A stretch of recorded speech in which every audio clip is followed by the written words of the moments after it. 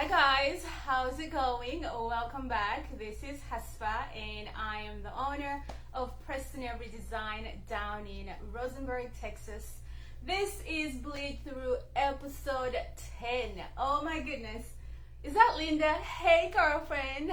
How are you? How is your day? I am in the painted room. Can you see? Can you tell?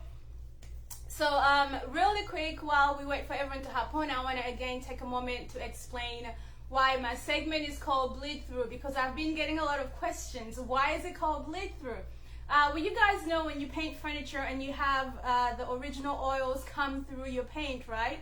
And you have to deal with that bleed through by either covering it up, or if you can't cover it up, you just work with it.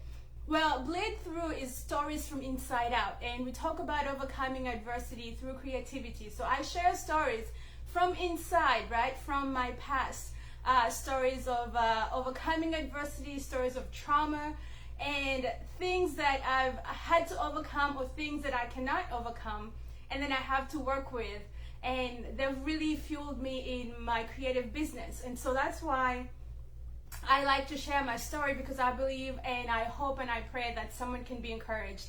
Because some of the things that really happened to me, I ask myself why. I ask God, why me? And by no means am I looking for sympathy, but I do understand that everything we go through is to give God glory. So there has to be a testimony out of all the different tests that we go through in life. And so that's why I call my segment Bleed Through. So we got to figure out what is bleeding through your current life. What past is coming through your current life? How can you work with it? Can you overcome it by either going to therapy, talking to people, or can you just deal with it because it's part of your story? And so that's why the segment is called Bleed Through. So this is episode number 10.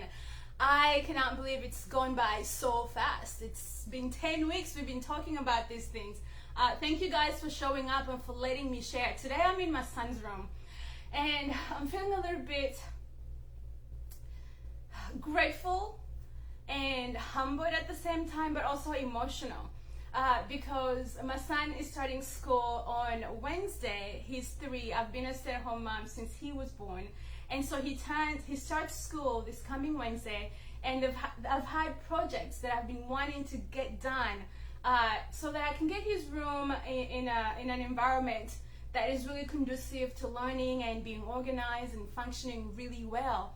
And so today I painted his entire room this beautiful sage green. I know you can't tell, but it's really calming and relaxing. And so today I'm going to be painting his dresser.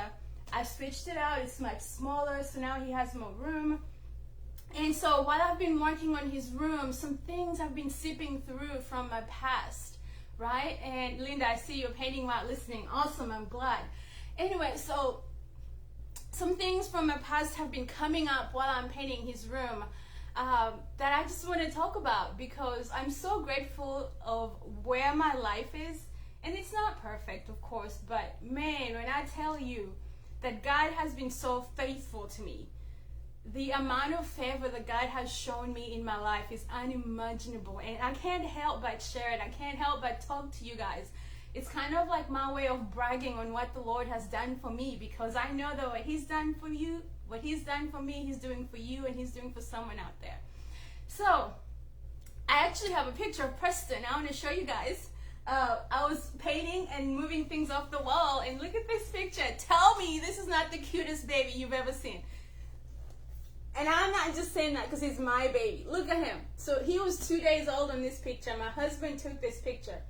Look at this guy. This is my baby when he was 2 days old. And he's going to school now. Oh, where has the time gone? But anyway, so the paint color I'm using is letterpress gray. I asked a lot of people and that's what everyone suggested. So anyway, while me and my husband were in here working, Preston was complaining. You know, he's like, Mommy, I don't like the green. It's for girls. And I told him, no, it's not. It's a beautiful color. Anyway, I'm trying to convince him that everything we're doing is for him. And he's just so whiny. But he's 3 years old. And so I just said to him, I said, hey, babe, do you know I didn't get to have my room until I was 12? and you've always had a room since you were a baby. And then my husband chimed in and said, yeah, but I didn't get to have my own room until I was 16. And so, I mean, think about it. Both me and my husband didn't get to have his own room until he was 16. I didn't have a room until I was 12. So he's totally the complete opposite of our upbringing. And sometimes I remind him that, and do you know, this boy tells me, Mommy, I'm American. And I can't help, because he's right, he's American, you know, his life is far different from ours, and that's how it should be. My prayer is that he will turn out so much better than me and my husband, that he will have so much more grace and much more favor. I'm going to start painting this while we chat. But anyway, so I was sitting here, and the other day, Rachel asked me if I would share with you guys why I named my son Preston Avery, because it's really unusual for two African parents to have a son with such an Anglo-Saxon name, right? And so my name is Hasfa Kivumbi Najemba. My husband is Nenaji Olayinka Agbolabori. So it's a mouthful, but from where we come from, names are so important, right? Names mean something. So much so that when a child is born, you don't get named for quite a few months. Like, you can be up to 6 months until you get a name. And the reason that they do this, at least in the Ugandan culture, I can't speak for all of Africa, but the reason they do this is because you want to pick a name based on the characteristics of the child. So based on who you really think that child can become, because a name is something that they have to live up to. And so usually the children will be born for quite a few days, few weeks, and even months, until the patriarchs of the family come up with a name that they feel is suitable and is appropriate for that child. And so when you do get named, you really are having to live up to your name. And so names are such a big deal. And the other thing is that what in America is considered a last name is the first name in our culture. Because think about it. So let's say, Rachel, your last name is Pinsky, right? Let's say that's your family name. Well, when you have children, Pinsky is already their name. So the only name you're searching for is the second name, right? Which Americans call the first name, but really that is the second name, because you're born into your last name. So back home, that last name is your first name. So our names are backwards. I hope you get what I'm saying. So Hasfa wouldn't be my first name. It will be Najemba, which is my last name, but back home, that's my first name. So anyway, names are such a big deal. And the other thing I think this is just in my culture. I don't know about other cultures, because it's not that way for my husband's culture. But in Uganda, every child gets a different last name. So we don't all have one family name. So my dad's last name is Kivumbi. I carry it now as a middle name once I came to America, but back home, you don't get named after, you don't all keep the same last name. And I don't know why this is done that way, but I would like to guess and say, so that you can set down your own roots and create your own path, So anyway, so names are such a big deal, and a lot of African people, African culture, we take a lot of pride in our names. But I can say without a doubt that I've had some struggles with my name once I came to America, because my name is different. And so I was always the kid in school whose teachers could never pronounce the name. And so I've gone through life having to explain my name, having to spell my name, having to help people pronounce my name. And let me tell you, it is tiring. It is time consuming. It's just one of those things that I've had to worry about that I feel like I shouldn't have had to worry about. But I'm in America, and I understand that it's not a common name for, the American speaker, the American dialect. And so I just remember being in school, whenever the teachers would take attendance, I would always be so nervous and so anxious, because I would be that child where the teacher got to my name and they would pause. And they'd be like, Janet, I go by Haspa Kivumbi. I've taken on my dad's last name according to American culture because I wanted to honor him in that way. But anyway, I was always that kid that the teacher always struggled to pronounce my name. And even as an adult, I'm always having to explain my name. And I love my name. But you know what? I don't like always having to explain why my name is this way, you know? And sometimes it's even been a hindrance. Because, let's get real for a minute, you guys. You do know that in America, when it comes to employment, it has been proven that employers or people who are doing the hiring usually tend to gravitate to names that are familiar, names that they can pronounce. So when I send a resume to so-and-so and they see my name, they're less likely to give me a call back, regardless of my qualifications, simply because they cannot pronounce my name. And they don't want to have to try to pronounce my name. They don't want to have to deal with not knowing or having to learn how to pronounce my name. And I'm not the only one that this happens to. This happens to a lot of people. But also, now I have an Islamic name, so my situation is even more unique because not only is it a different name, it's also an Islamic name. So already, my name kind of puts me in a box before people see me. Before my character speaks for me, my name puts me in a box. And people draw conclusions based on my name. Now, I don't like that. I've had to deal with that so many times. And I have friends who have African names, but they've changed their names for the sake of employment so that they can get jobs. They have altered their resume, same resume, but changing those names to make them sound more American. And they would get callbacks versus when they use their African names and they didn't. If you guys watch This Is Us, you know the story where Miguel was looking for employment and he sent a resume as Miguel and didn't get hired. But then he reapplied using an American name and changed his hair to look more American and Caucasian, and he got hired by the same person who previously interviewed him as Miguel. So, you know, that scene really touched me because that is really what happens. And so anyway, and then the other thing is there are people out here that I'll tell my name and they'll say to me, do you have something else I can call you? And let me tell you, friends, because I believe we're friends, that is the most hurtful and the most offensive thing that you can say. You see, I don't mind that you can't pronounce my name. And I don't even mind that you will forget my name. I am okay reminding you how it's pronounced. I'm okay reminding you several times because I understand it's not something that comes naturally to you. But what's really hurtful is when people say, do you have a different name I can call you by because I just can't pronounce that. I would rather you try and say it wrong and I'll correct you, right? And I say, oh, it's Hasfa. My name is like 6 letters, but I cannot tell you. People can never pronounce my name. And then some people don't even try. You know, like when I hop on these lives and I watch other creators, a lot of my favorite creators, I love when I catch them live and I love to chime in and interact with them. And you know, they'll skip over my commentary just because they don't want to pronounce my name. And it really hurts. It hurts my feelings.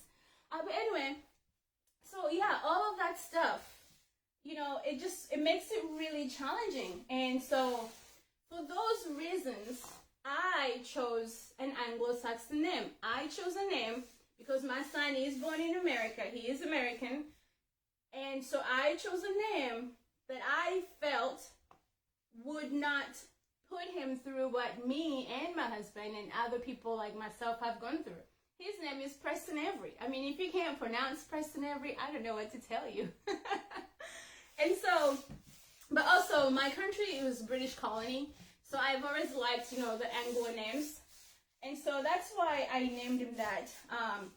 You know, if anyone ever asks, that's why. But I will say that I get a lot of funny looks and a lot of backlash from people in my community because they think that, you know, I'm a sellout by naming my son Preston Avery. They feel like he should have had an African name, you know. And he does have African names, by all means. He has 7 African names. Now, when he gets older and he decides that he wants to use any of those names, he certainly can. But I didn't want to set him up for the same, I want to say traumas, because in a way, it's been a little bit traumatic, you know, and I didn't want to set him up for that. So I wanted to give him a name that will not box him into a certain category, that would not hold him back, that he would never have to be that kid in the classroom, you know, shaking nervously in his seat because he knows the teacher's going to mispronounce his name and all the classmates are going to turn and look his way, you know. And I will say, I love my name because I remember the first time I learned to write my name. It was the very first day of school. I remember it just like it was yesterday. I remember my first day of school. I don't know how old I was, but I do remember on the very first day, the teacher made us get up from our desks, and school was outside, you know, in Africa. We didn't have like the 4 walls like you do here. It's not always the case now, but when I was growing up, my first school where I went to, it was taught underneath a tree. And so we had some benches that were made from wood, some wooden benches. And so the teacher made us get up, and where we were sitting, she took a piece of chalk and came around to each student and wrote down our names in a piece of chalk where we were sitting. And I remember, you know, she wrote my last/first name, which was Najemba, Najjemba.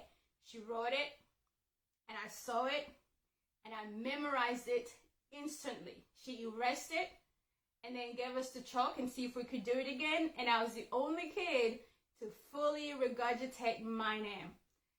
And when my baby brother, when his mom was carrying him, I named him. I used to call him Muhammad because that was my dad's name. And at that time, my dad wasn't with me. My dad was in America. And so, you know, I missed my dad so much that I think that was my way of connecting with him. So I named my baby brother while he was still in the tummy. I named him Muhammad Kivumbi. And so he ended up being a junior. So today his name is Muhammad Kivumbi after my dad, and I named him. And so I remember I told him how to write his name. And I remembered exactly how the teacher did it for me, and that's exactly how I did it for him, except it was on a, you know, notebook paper. It wasn't like on a bench like I learned. So I do appreciate and I love my name, and I don't want anyone to come for me.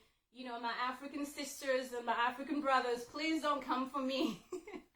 I'm just saying that I wanted something different for my son than what I experienced. Even to this day, I still have those challenges.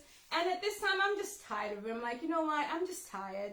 I'm 34. I'm about to be 35 years old, and I'm still having to explain my name, spell my name, and it becomes annoying, and I'm tired of the repetition. And so when I found out I was pregnant, well, actually, before I even knew I was pregnant, I had already picked a name. And so that's why my son is Preston Avery. Now, he does have African names, and if he ever chooses to use them, by all means, he's welcome to. And also, I have a name picked out for my next son. I don't know when he's coming, but I do have a name picked out for him. Thank you, Linda. You know this color, it's letterpress gray. So, but anyway, you know, so that's the story of why Preston is named Preston Avery. And so he starts school on Wednesday, and, you know, he has no trouble telling people his name, and he never has to explain it, and everyone can pronounce it, all his little friends. And he's so excited about school, and I'm excited too. I'm excited for him because he's embarking on a new journey, and he's living this life that is so blessed. And I'm so grateful for my adversities, because I think they push me to work even harder to give him a better life. It pushes me and my husband both to work harder, to give him a better life, and to just be good examples to him. And all the things that we didn't want to go through, all the things that we went through, we worked really hard that he never has to go through those things. You know, I was abused as a child, and so it's really one of the reasons I was so hesitant about going to work and putting him in daycare, because I didn't want him to be abused. I mean, who does? And so I was so grateful that the Lord made a way that I could stay home. And so now he can talk. He's very verbal. He can tell you what he likes and what he doesn't like. And now I'm feeling more confident. I'm more comfortable that, I can send him out and he knows what's right. He knows what feels good to him. He knows what's not okay. And he has no problem speaking up. He's not going to be like me. I didn't speak up. I couldn't speak up. I was raised in a culture where you just don't speak. You don't talk. You don't disagree with adults. You don't talk back. You don't express yourself. Your feelings didn't matter. No one cared if you had feelings. And so I'm really grateful that we are breaking that cycle, and he knows that his voice is valid, his feelings are important, and he knows I will listen to him, and we take him seriously, and we treat him like a little human being, like a little man, not just a little boy. And so I'm nervous, but I am anxious and excited for him. And my mom and my dad are all coming over, and my husband's dad's coming over on Wednesday, and we're all going to see him off. It's going to be like this one big party. So we're looking forward to it. And so that's why I've been working, doing several projects in his room, getting this dresser painted up nice and great. By the way, he doesn't like this. He wants it to be orange. I told him it's my house, and I just let him live here. So he's going to get a gray dress instead of an orange dresser. But anyway, so that's really all I have today. That's all I wanted to chat about. So if you've been wondering why my son is named Preston Avery, now you know. And last week I shared why I named my business Preston Avery Design, because it was because of him, and I needed a constant reminder every day of why I was doing what I'm doing. And so when I'm feeling discouraged, all I have to say is Preston Avery Design, and let me tell you, it lights a fire under my butt like nothing else. And it really gets me going. It really pushes me out there, and it keeps me on track. So thank you guys for letting me share. How are we feeling? How's it going?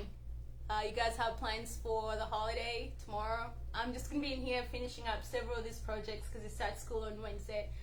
And then I'm expanding my shop at the end of this month, and I'm doing two big events on November, 2 big events in November. So I'm going to be really busy with those. And so for that reason, I'm going to be moving my segment to every other Sunday instead of every Sunday, just so that I can make sure I'm giving you guys my best and I'm not rushed, and I'm also giving time to my family, because Sunday is the day that my husband and son like to hang out together, and I really want to join them sometimes. So that's all I have for today. My name is Hespa. I am on Facebook, Instagram, and YouTube as Preston Avery Design. Every Monday over on my page, I do Manifest Monday, where we talk about overcoming adversity. Where we talk about manifesting the greater life. We plan our week and so on. And on Bleed Through, which is what you're watching right now, we talk about overcoming adversity through creativity. So thank you so much for letting me share. And I'll see you next Sunday or the following Sunday once I talk to Debbie and Karen and Kenise about the schedule. So thank you guys for listening, and have a great weekend. Bye-bye.